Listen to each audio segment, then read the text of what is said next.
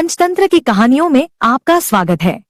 चंदनपुर नाम के गांव में राधा नाम की एक लड़की अपने भैया भाभी के साथ रहती थी। राधा की भाभी कमला स्वभाव की बहुत खड़ूस और अत्याचारी थी। वो चाहती थी कि राधा की शादी किसी भी ऐरे गैरे से हो जाए, तो शादी का खर्चा करने से वो और राधा का भाई दोनों बच जाएंगे। इसलिए वो राधा के लिए रिश्ता ढूंढती रहती थी। एक दिन कमला बाजार जा रही थी। रास्ते में उसने देखा एक बहुत ही मजबूर और गरीब भिखारी लड़का अपनी बूढ़ी माँ की दवाई के लिए लोगों से भीख मांग रहा था। वो कमला के पास आता है और उससे कुछ पैसों की मदद मांगता है। मेरी मदद करो, मेरी माँ बहुत बीमार है और मेरे पास उनके इलाज के लिए बिल्कुल भी पैसे नहीं है।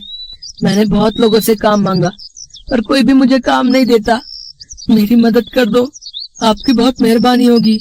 ये भिखारी लड़का मेरे बहुत काम का है। अगर मैं इस भिखारी से राधा की शादी कर दूं, तो हम उस आफत से छुटकारा पालेंगे और हमें 1 रुपया भी राधा की शादी में लगाना नहीं पड़ेगा और हमारे सिर से बला टल जाएगी। फिर हम पति पत्नी आराम से रह सकेंगे। मैं तुम्हें पैसे दे सकती हूँ, पर तुम्हें मेरे लिए काम करना होगा। आप जो कहोगे मैं करूँगा, पर इस वक्त मेरी माँ के इलाज के लिए मुझे पैसे दे दो। कमला उस लड़के को कुछ पैसे दे देती है और घर आ जाती है। अगले दिन राधा का भाई योगेश काम पर जा रहा था। तभी वो योगेश से बोली, योगेश, मैंने अपनी राधा के लिए एक बहुत ही अच्छे लड़के का रिश्ता देखा है। अगर तुम हाँ कहो तो मैं उस लड़के को आज ही घर पर बुला लेती हूँ। पर कमला, लड़का कैसा है, क्या करता है, कैसा खानदान है? हमें ये सब भी तो देखना पड़ेगा कि नहीं? बस आ गई ना वही बात तुम्हारे दिमाग में। तुम तो सोचते हो कि मैं कमला की भाभी हूँ। माँ होती तो वो उसके लिए अच्छा रिश्ता ढूंढ कर लाती। रहने दो, तुम तो मुझे अपना समझते ही नहीं हो। भला मैं अपनी राधा के लिए कोई गलत रिश्ता ढूंढकर थोड़ी ना लाऊंगी। नहीं, मेरा मतलब वो नहीं था। अच्छा ठीक है, शाम को तुम लड़के को घर पर बुला लो, मैं जल्दी घर आ जाऊंगा। है कमला जिस लड़के को घर पर बुलाती है वो कोई और नहीं बल्कि वही भिखारी लड़का था जिसकी मदद उसने बाजार में की थी। उस लड़के का नाम सोहन था। ये सारी युक्ति कमला की ही थी। उसने सोहन को अच्छे कपड़े खरीदने के लिए पैसे दे दिए थे ताकि वो देखने में अच्छे खानदान का लगे। सोहन तैयार होकर घर आ जाता है।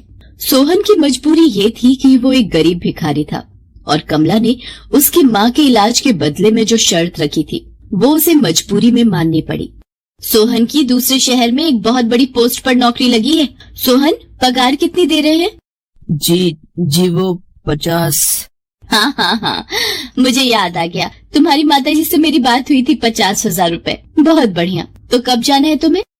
अगले हफ्ते निकलना होगा और माँ की तबीयत ठीक नहीं रहती, इसलिए माँ को भी साथ ही ले जाऊंगा और अब से वहीं रहेंगे। मैं चाहता था कि शादी अगले 2 दिनों में ही हो जाए और मुझे दहेज में कुछ भी नहीं चाहिए। तुम्हारे उच्च विचार देखकर मैं बहुत खुश हूँ सोहन बेटा, पर इतनी जल्दी हम कुछ तो तैयारी करना ही चाहेंगे। राधा मेरी इकलौती बहन है। अरे आप भी कैसी बातें करते हो? हम भी बेटा दहेज लेने और देने के बिल्कुल खिलाफ हैं। शादी अगले 2 दिन बाद ही होगी। कमला ने सोहन को सब कुछ समझा बुझा दिया था। बेचारा सोहन, उसे झूठ बोलना पड़ रहा था। योगेश भी उनकी बातों में आ गया और राधा की शादी सोहन के साथ हो जाती है। थोड़े बहुत कपड़े और सामान लेकर राधा अपने मायके से विदा हो जाती है। पर शादी के बाद सोहन राधा से कुछ भी नहीं छुपाता। वो उसे शुरू से लेकर आखिर तक की सारी सच्चाई बता देता है। और ये है सारी सच्चाई राधा। तुम अगर वापस अपने भैया के पास जाना चाहती हो तो मैं तुम्हें नहीं रोकूंगा। कमला भाभी ने मेरी शादी भले आपके साथ किसी भी तरह की हो, पर आप मेरे पति हैं और माँ जी मेरी माँ है। आप दोनों जहाँ रहेंगे मैं वहीं रह लूंगी। मैं वापस जाकर अपने भैया को और कष्ट नहीं देना चाहती। राधा सोहन और उसकी माँ के साथ दूसरे गांव के लिए चल पड़ती है। राधा के पास जो थोड़े बहुत पैसे थे वो खर्च हो गए। सोहन और राधा मिलकर गांव के पास ही एक झोपड़ी तैयार कर लेते हैं और राधा अपनी सास और सोहन के साथ उस झोपड़ी में रहने लगती है। सोहन के पास कोई काम नहीं था, इसलिए वो राधा के साथ मिलकर जंगल से लकड़ियां काट कर लाता था और उसी को बेचकर वे गुजारा करते थे। एक दिन सोहन और राधा जंगल में लकड़ियां काटने गए हुए थे। अचानक बहुत तेज मूसलाधार बारिश हो गई। वो दोनों कुछ देर जंगल में ही रुक गए। तभी उन्हें किसी के कराहने की आवाज आती है। वो दोनों देखते हैं एक गहरे गड्ढे में एक बूढ़ा व्यक्ति गिरा हुआ है और बहुत ही कमजोर हालत में है। राधा और सोहन किसी तरह से उस बूढ़े व्यक्ति को गड्ढे में से बाहर निकालते हैं और अपनी झोपड़ी में ले जाते हैं और उस बूढ़े व्यक्ति की बहुत सेवा करते हैं। अगले दिन बूढ़े व्यक्ति को होश आता है। तुम दोनों ने मेरी जान बचाकर मेरे ऊपर बहुत बड़ा एहसान किया है। मैं पेशे से एक जादूगर हूँ। जंगल के रास्ते घर जा रहा था। गड्ढा झाड़ियों से ढका हुआ था। शायद किसी ने जंगली जानवर को पकड़ने के लिए ही वो गड्ढा खोदा था। पता नहीं, शायद बारिश में नजर नहीं आया और मैं उस गड्ढे में गिर गया। तुम दोनों वहां नहीं आते तो मैं शायद बच भी नहीं पाता। बाबा, ये गरम गरम हल्दी वाला दूध पी लीजिए। अच्छा, तुम सब यहाँ रहते हो? सोहन उस बूढ़े जादूगर को अपनी सारी बात बताता है। अब तुम सबको परेशान होने की कोई जरूरत नहीं है। आज से ये झोपड़ी एक जादुई आलीशान झोपड़ी में बदल जाएगी और तुम जो कुछ भी मांगोगे वो पल भर में पूरा हो जाएगा। इतना कहकर वो बूढ़ा जादूगर वहां से चला गया और उनकी वो झोपड़ी आलीशान बन गई। अब राधा, सोहन और उसकी माँ आराम से उस आलीशान झोपड़ी में रहने लगे। उनके पास किसी भी चीज की कोई कमी नहीं थी। राधा, सचमुच तुम हमारे लिए लक्ष्मी रूप में आई हो। तुम्हारे आते ही हमारे सारे दुख दूर हो गए।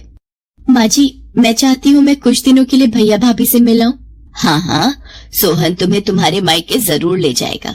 राधा बहुत सारे उपहार और मिठाइयाँ लेकर अपने भैया भाभी से मिलने जाती है। योगेश अपनी बहन राधा को देखकर बहुत खुश था, पर कमला की तबीयत बहुत दिनों से खराब थी। शायद उसने जो गलतियां की थी उनकी वो सजा भुगत रही थी। राधा, मैंने तुम्हारे भैया को सारी सच्चाई बता दी है। पता नहीं कैसी बीमारी लगी है कि ठीक होने में ही नहीं आ रही। मुझे माफ कर दो राधा। भाभी, ऐसा न कहो, आप बिल्कुल ठीक हो जाओगे। राधा वापस अपने घर जाती है।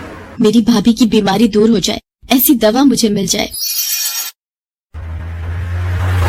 राधा वो दवाई अपनी भाभी को पिलाती है और उसकी भाभी बिल्कुल ठीक हो जाती है और राधा को गले लगा लेती है।